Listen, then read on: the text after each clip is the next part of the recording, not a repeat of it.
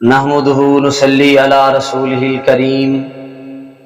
اما بعد فاعوذ بالله من الشيطان الرجيم بسم الله الرحمن الرحيم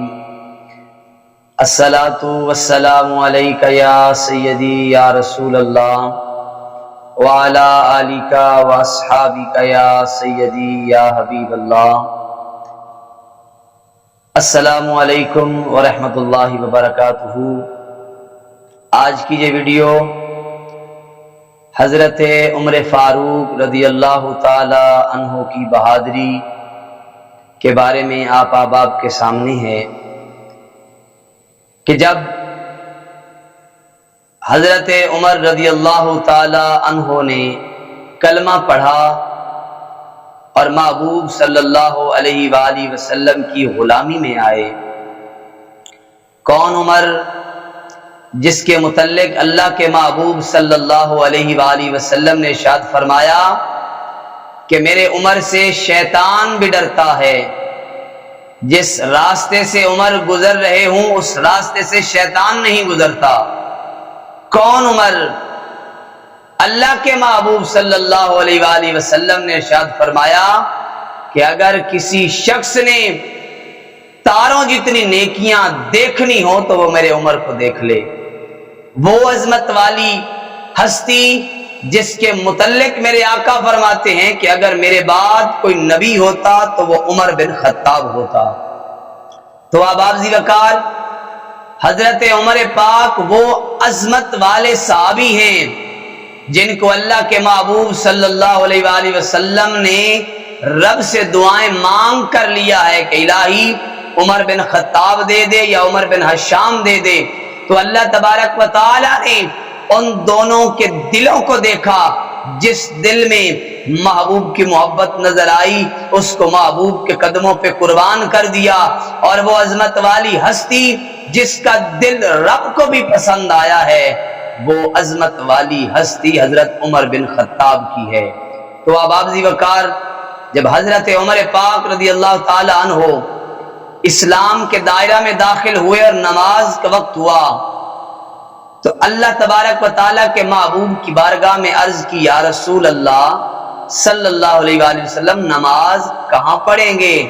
تو محبوب مکرم نے فرمایا کہ کہیں کونے میں چھپ کر پڑھ لیں گے۔ تو حضرت عمر بن خطاب بولے، عرض کی یا رسول اللہ صلی اللہ علیہ وآلہ وسلم تو پھر عمر کے کلمہ پڑھنے کا کیا فائدہ جب نماز چھپ کر پڑھنی ہے؟ تو اللہ کے محبوب نے فرمایا کہ اے عمر، ابھی کفار کا غلبہ ہے، ابھی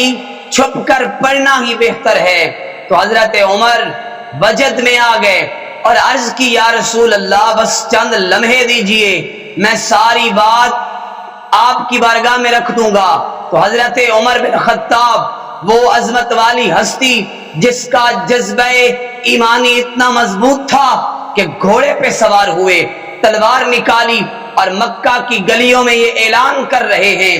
کہ جس نے اپنی بیویاں بیوہ کروانی ہو یا جس نے اپنے بچے یتیم کروانے ہوں وہ میدان میں آئے اور عمر کا مقابلہ کرے، ہم اللہ کے گھر میں آج کھلے عام اللہ کی عبادت کریں گے۔ تو احباب وقار، تو جب حضرت عمر پاک رضی اللہ تعالی عنہ نے یہ اعلان کر دیا، مکہ کے کافروں نے ماتم کیا کہ آج ہم سے یہ آدھا مکہ چھن گیا، آدھا مکہ چلا گیا، ہماری سرداریاں چلی جائیں گی، کیونکہ عمر کی دہشت اور عمر کے رعب اور دبدبے سے پورا عرب واقف تھا۔ تو حضرت عمر رضی اللہ تعالی عنہ نے بارگاہ رسالت مآب نے عرض کیا، رسول اللہ چلیے آج دیکھتے ہیں کہ راستے میں کون آتا ہے۔ تو عمر پاک رضی اللہ تعالی عنہ نے تلوار میان سے باہر نکالی اور محبوب مکرم صلی اللہ علیہ وسلم کے پیچھے مکہ المکرمہ کے اندر داخل ہوئے۔ دروازہ کھولا گیا، پہلی بار جب کعبۃ اللہ کے اندر مسلمانوں نے نماز ادا کی اس وقت حضرت عمر پاک رضی اللہ تعالی عنہ کے ایمان لانے کی وجہ سے نماز ادا کر پائے۔ تو اللہ کے محبوب صلی اللہ علیہ وسلم نے مکہ المکرمہ کا دروازہ کھولا، اندر جب داخل ہوئے تو اللہ کے محبوب نے نعرہ تکبیر بلند کیا. اس نعرے میں جذبہ یہ تھا، اس نعرے میں جوش کیف ولولہ یہ تھا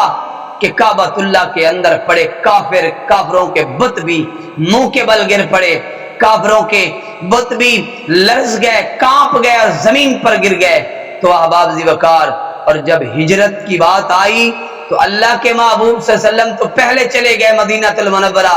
اب حضرت عمر پاک جب مکہ سے نکلنے لگے، گھوڑے پر سوار ہوئے، تلوار وہی نکالی، اور اللہ کے محبوب کے پیارے شیر حضرت عمر پاک فرماتے ہیں، او لوگو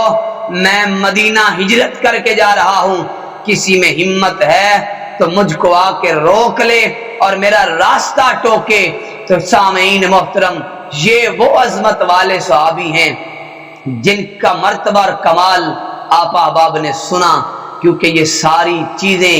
حضرت عمر پاک کو محبوب مکرم صلی اللہ علیہ وآلہ وسلم کے عشق کی بدولت ہی ملی تھیں. تو دعا ہے خالق کائنات ہم سب کو صحابہ کرام کی محبت نصیب فرمائے اور سیدنا عمر بن خطاب رضی اللہ تعالی عنہ جیسا جذبہ ایمانی نصیب فرمائے. اگر یہ ویڈیو اچھی لگی ہو تو اس کو سبسکرائب کیجئے، لائک کیجئے تاکہ آنے والی ہر نئی ویڈیو آپ احباب تک پہنچتی رہے. جزاکم اللہ و احسن الجزا.